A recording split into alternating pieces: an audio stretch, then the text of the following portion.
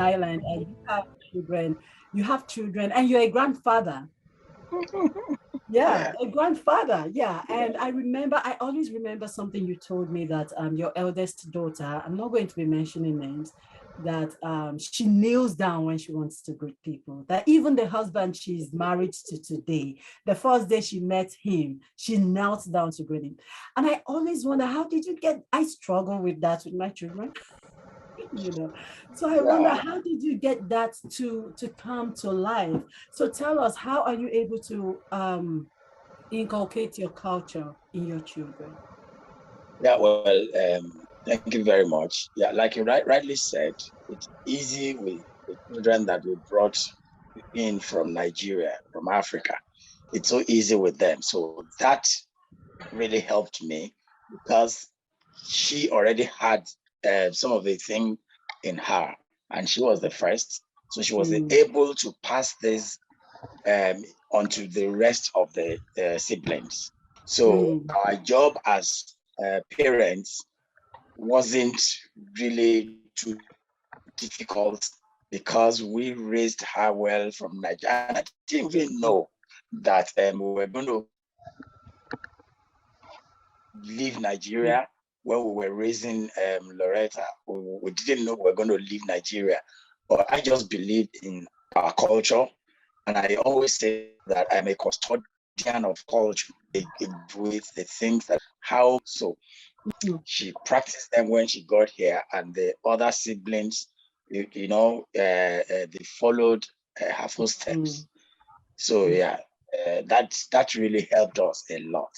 And again, another thing is, this is why it's difficult again for some of us parents abroad to inculcate culture in our children. Some of us don't really hold those culture like that. We don't hold the culture in a great regard.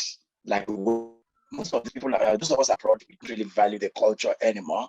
And some of us parents abroad, we are confused. We don't even know which culture to follow. And I want to say this to people. Even though we are going to take on some of the culture of the environment we find ourselves in, it still doesn't mean that we should jettison our own culture. People love our culture. People who travel to Africa from everywhere, they love what we have. So how can we just abandon these things? Or how can we get to Europe or America and then get confused? And we want to feel among. We want to feel belonged. We want to show to people that, oh, we live in America, we live in Europe, from the way we talk, from the way we do things. And so when we do all of these things, we relegate our own culture into the background. And if we do that, then why do we think it will be easy for us to give this culture to the children? The culture that we don't even respect, we don't regard the culture, we don't really showcase the culture. So, and I say to people most of the time, the things that we teach our children, the things that our children learn, they are not things that we say to them. They are things that they see us do. There are things that they hear us say. So if you don't practice it naturally, and you only just wake up once in a while to say, oh, I want to teach these children this, it will be difficult. My wife always says something, and I agree with her completely. There is power in consistency. There is power. If you do anything and you fail and you still continue to do it, you'll become a master in it someday. But if we're not consistent, then it won't be a matter of, oh, it's difficult to do. It's a matter of we make it difficult for ourselves. Thank you so much. You hit it right on the head. And I heard you saying something about parents being confused. And that is one of my own major issues. Like here in the US, you hear a lot of parents, and I'm sure when you visited, you probably picked it from a few people like, I'm American, and I hate that statement because I always say something, America will be more.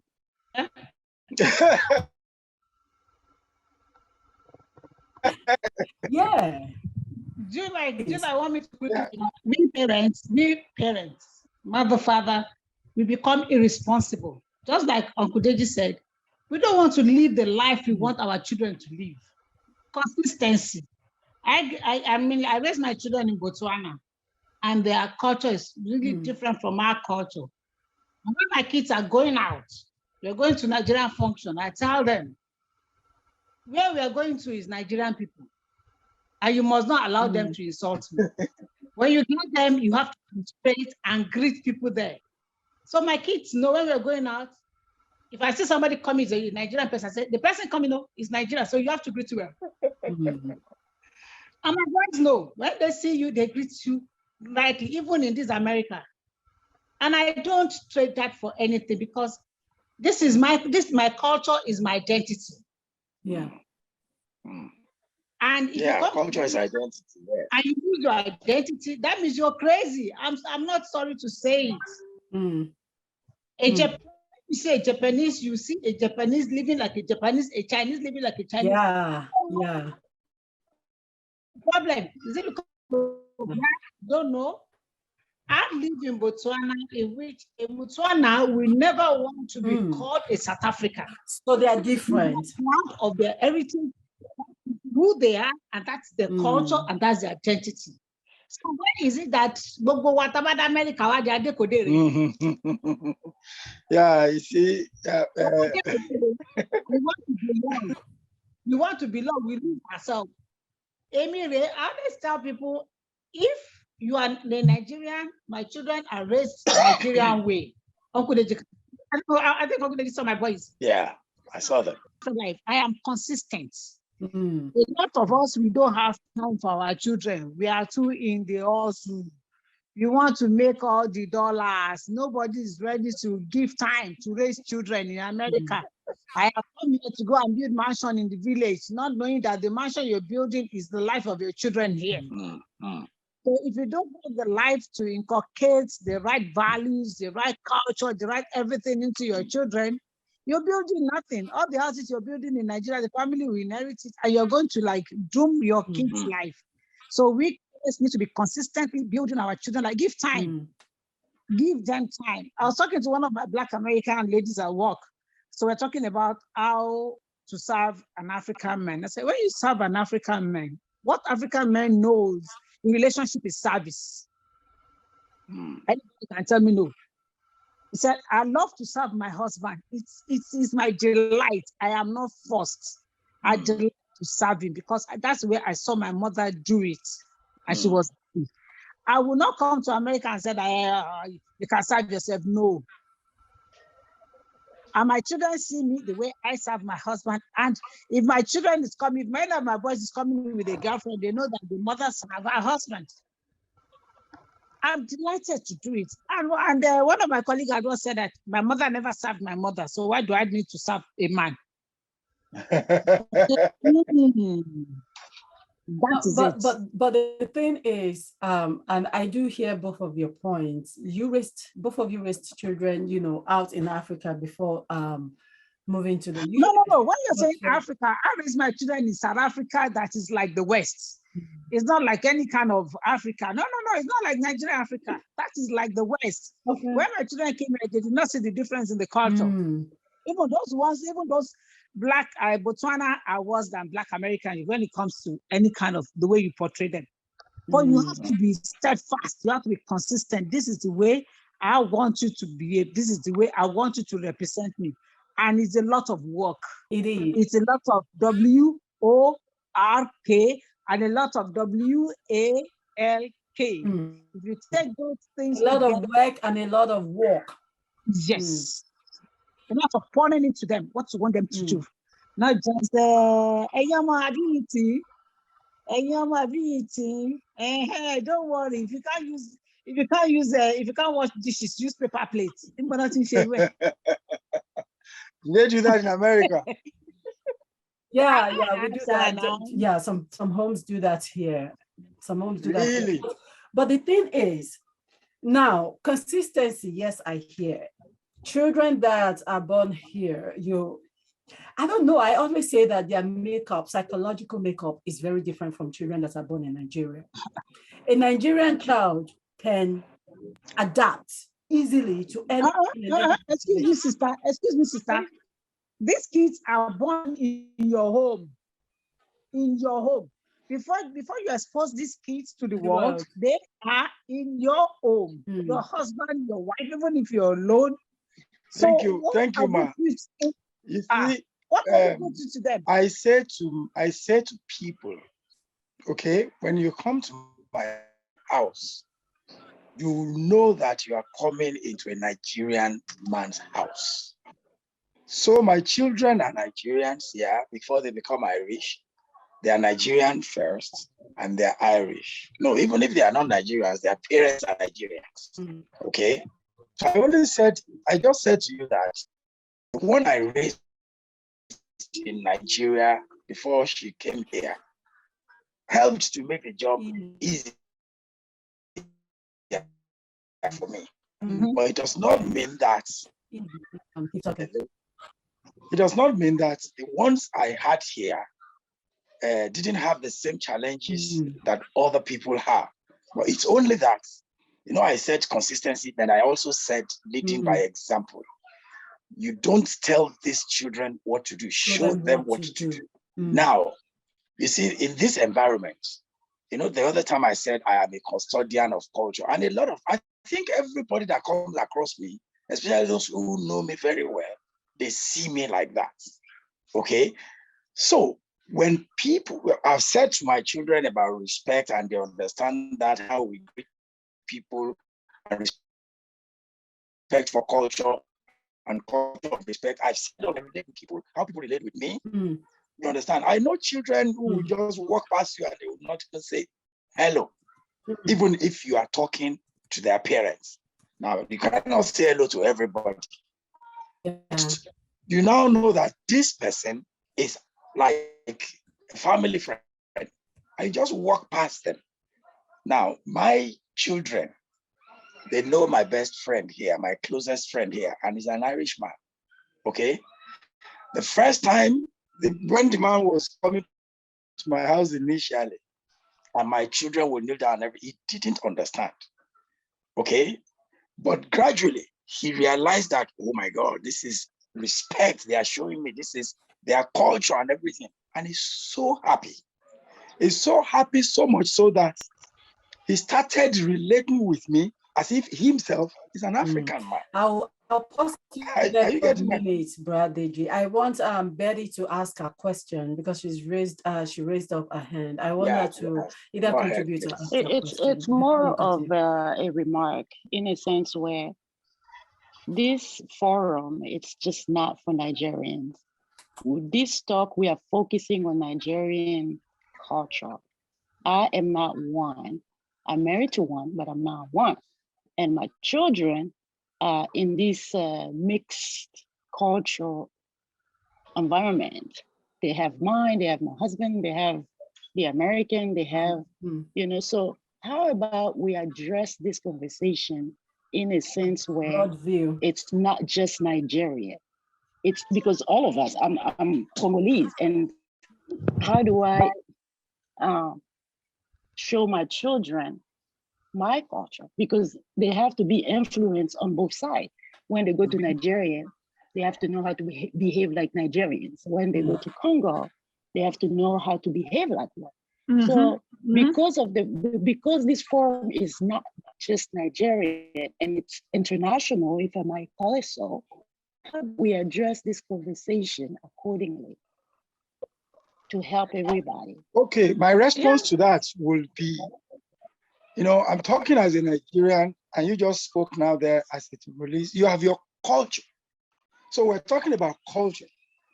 So it is not only about Nigeria, it's only that I am talking Nigerian man. So what part of your culture you want to teach your children? So we're talking about teaching culture.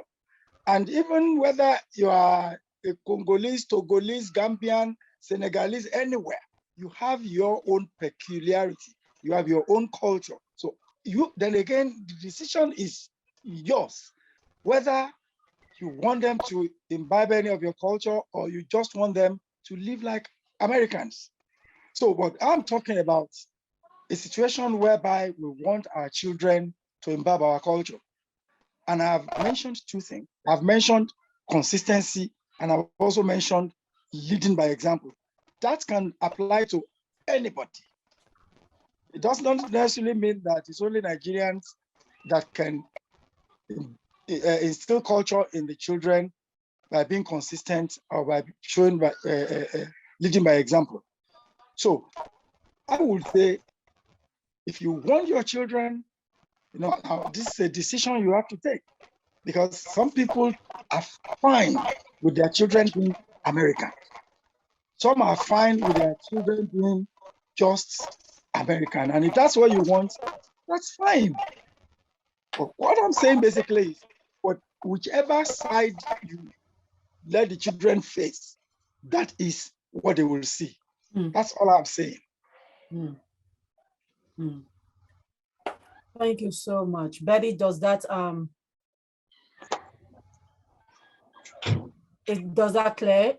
Is it clear? Yeah, that's fine, because like you said, like you rightly said, we lead by example, in a sense where but the thing about it, when we're that's fine. No, go on. You wanted to say something. No, we not, it's true, we lead by example, because and it's based on how we surround our children. If I surround them with a non-cultural environment, even if I'm trying to instill my culture, but if I surround them with kids that are not, respectful, I don't care how much I try hard. So the surrounding really matter as well. So that's also good. That's another point there. That's another point. The peer group, the company they keep is very, very important when we talk about this cultural thing. And Betty, I want to say this, that I'm privileged. I always say I'm privileged to raise my boys all by myself. It's a privilege, and I don't undercut it, but it's a tough one. The thing is that I know that our kids, we are the first contact they have. I mean, we are the first person they have contact with, and we are the first person they know. And our kids mirror whatever we do. So why am I saying all of this is that we need to be, just like Uncle Deji said, be consistent. We have to put in the work and also the work. If you're not doing those things, you cannot teach them. Kids are free to go out. My kids go out every day. And when they come back, we make a review. We sit down to make a review. What happened today at school? And they will just reel out everything. They're just going to reel out everything. I say, if your peer at school is talking like this, you are not supposed to talk like this. I have a situation, my little baby start fighting at school, and the teacher will come back and tell me that he's fighting. And I don't know what to do. So one day I sat him down, and we started the word of the Bible. Are you a Christian? Do you know Jesus? Will Jesus fight? He said, oh, the boy is abusing me. I said, no, Jesus will not fight. Whosoever is abusing you can talk to the teacher. A child of God is not supposed to be fighting, and it's not supposed to be fighting. And the boy said, am I a child of God? And I said, you are. You are not supposed to fight. Do you see me fighting? Do you see your brother fighting? He said, no. So I asked him one question, what happens if that boy comes talking to me anyhow again? I said, just leave him and talk to your teacher. And I went to the school, I followed it up. How much time do we have to listen to our kids? They need our time. They need us to have time, contact time with them. You have to set aside contact time to listen to your kids, to listen to what they are not talking about. It's not about culture, because like culture is an embodiment of so many areas of our life. We're not just going to say, oh, represent Nigeria, represent Congo, represent. No. It's a lot about who we are as a person. Do you understand? My kids have pressure, my kids have friends. Okay, my first son has a gay friend, and I freaked out. And the guy is always coming to my house. And this guy is also in Nigeria. And I was like, hey, Jesus shall me. And I went to panic mode, and I told myself, calm down, pray. And then I sat my son down. I told him very simple thing. It's so crazy. I said, I brought you here. You see my sacrifice. I brought my son back to the essence. What they call the essence, the beginning of the whole thing. Why are we here? Please, what gay is abomination in the sight of God. Please. And every day we keep talking about it. My children I just call me, oh, Mama, you are homophobic. I say, don't worry. Yeah, What well, I get you, and I also want to say that no matter, I said the company they keep matters a lot. Yes. But again, we don't go out with them. We don't know what they say or what they do there. That's why we need to raise them properly from home. Yes, from home. Now, in my own, this is a personal thing to me. Okay, my children could be friends with gay or anybody. They can go out with anybody, but they know where to draw the line. My own children, they know where to draw the lines. My children will not reject. They will not refuse going to somewhere or sitting down with anybody because of the person's belief or the person's style or anything. No, they can accommodate anybody, but they cannot be influenced by whoever. That's right. And this is what we need as parents. This is what we need to establish.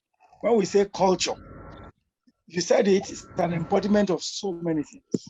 It's not just about kneeling down or about our food is also part of our culture. Yeah. Our dress sense is part of our culture. Absolutely. So the way we relate with people is also part of our culture. We, in my own home, in my family, we have our core values. And these core values is what guide us in our lives, everything we do. So this thing also help, these values help a lot, to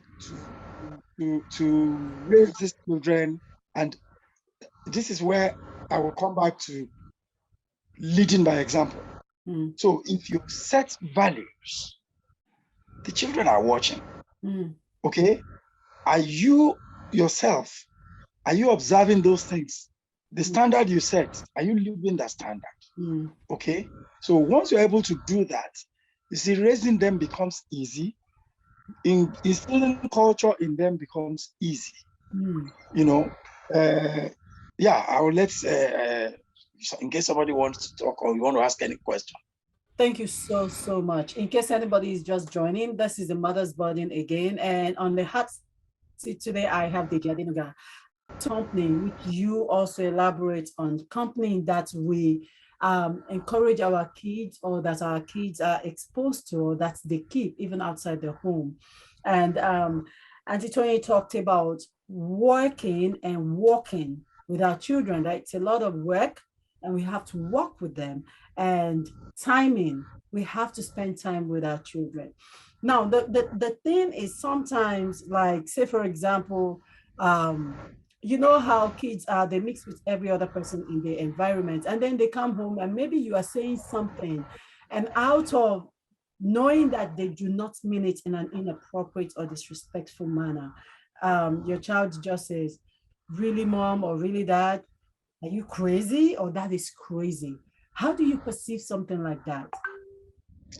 Okay, so is that for me? Yeah, I threw it open. Anybody can answer it. Okay. Yeah, well, you see, this starts from way back. The child will not just come up one day and say that. And I can tell you for sure, such a language can never happen in my home. Can never, ever happen. I was talking to my son on the phone and I said, where are you? He said where he was. And I said, but why did you let me drive to this side? He said, no, dad. And I said, are you shouting? He said, no, how can I? No. He went on like, I said, no. I only asked. See, This is something, see what is the way you raise them from the onset. Okay, the way you raise them. My children cannot go out and see something outside and bring it back into my house. No, because they know that this is their home. Where they are playing there, they are only there temporarily. So it is how I raise them. Are you getting me now? So I don't think it can sit down well in my head. Or even if I hear anybody say to their parents, "Are you crazy? Like seriously?" You can't tell no child of mine and the thoughts like that. You can't say, "Oh, like seriously, Dad?" No, not even the married one, the senior. No, listen. And I'm at a point where I don't even shout again. I used to shout. And you will understand again that that is part of our culture. Yeah. You know, Part of the African culture. African culture, the way Yoruba will say, "Woro, woro, la, no, fa, aditi." We want it to sit down in their head. But you see, now raise them well, such that at some point, you don't have to shout anymore. Because they understood what you have said, what you have done, and they have seen you, the way you live, the way you do things. They have seen the respect that people give you. They have seen the way you show respect to people. And they have seen the values the core values that you set. And they see you observing them. And you're not just teaching them what you cannot do. So even things that they find difficult, every child finds it difficult to do the duties. I don't know if it is the same in America. I don't know if it is the same. Our children around here, they find it difficult to do. But am I going to do dishes for them? No. And that doesn't mean I will buy paper plates in my house. My husband does not even encourage that. Now since I moved into this country, my wife used to have a dishwasher. I stopped it. We wash with our hands. So this is how I grew up. And it can also work. It can also work. These children are going to live by themselves. What if they don't have money for washing machine yet? Dishwasher yet? Are they going to stockpile their things like that? No, teach them. So even when I have dishwashers, dishwasher, no, listen, don't touch it. So over time, they got used to wash. Now my boys will tell you, well, it's not even a problem anymore. It's only that the only thing is, and I try to adjust also, when you are talking about it, continue to say the way you were raised. Bring from how you were raised to help you to raise them well. But you cannot raise them the way you were raised. So I also try to adjust in this area of this dishwashing. They don't want to go to the kitchen every now and then. We try to have everything on the same time. When we were growing up, our parents would not, they wouldn't let one dirty plate, they cannot leave it there. They want you to clean. But again, I understood in their own situation and I adjusted, and now everything is fine. They have time, they want to play. Don't deprive them of their play time. Let them play. Let them have their own time. Then they will not have time to listen to you in your own time. So what I've said here is that it is important that we also learn to adjust. As we are raising these children, don't let us be too rigid. Don't let us be too hard on them. Don't let our stance be too hard. Let us take it easy, because look, the environment they are in is different from the environment we came from. So, definitely. But again, it is important that they know what our culture is, because like Satoyi said there, our culture is our identity, yeah. I don't know if I answered your question to you actually did, and you brought up a valid point, and that is for us as parents, because I remembered For those that don't know, I also have a YouTube channel, A Mother's Burden, where I was talking about even the parents sometimes could be confused about the culture. You know, it's just like I remember when I first came into the United States. I know in Nigeria we would say schedule, right? I remembered it because my production guy just said it today that, okay, let me put it on the schedule. And I'm like, schedule? Like, yeah, that's what they say. But then in the US, we don't call it schedule, we call it schedule, you know? Yeah. So it's a lot of difference between us as parents. And I know sometimes I will say some things and my daughter will tell me, no, mommy, that's not how they say it. Even my son, my 7-year-old will tell me that's not how they say it. You know, so it's kind of confusing for us as parents as well. So what advice would you give us as parents? Like, okay, how do we learn this culture without confusing ourselves and in the process confusing our own children? I mean, let me say this, like we're supposed, as parents, we're supposed to be adaptable. We're supposed to be adaptable, because just like we all know that we grew up where there was nothing, but now there are so many things. And if we are not adaptable and adjustable, we're going to lose strength. But in the midst of being adaptable and adjustable, we should not lose focus of who we are. I told you that culture is an embodiment of so many things, even our manners. I go to work every day where people swear. That does not make me swear. If I get to the point that I'm swearing at work, they're like, what happened, man?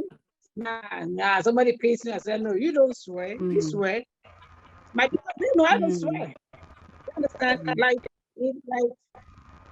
we don't shout, like my kids, okay, let me give you an example of my kid. I'm going to give you an example. It was taught at school not to shout. And mama is always shouting at home. So one day I just told me, listen. He just came to me and said, Mama, I can hear you. Why are you shouting? I said, because you are not answering me loudly enough. I cannot shout. Why are you shouting? I can hear you. So since that time, I learned to call him slowly, lashing. When he's on his device, I go to him, I tap him, I say, I'm talking here. Do you want me to take your device away?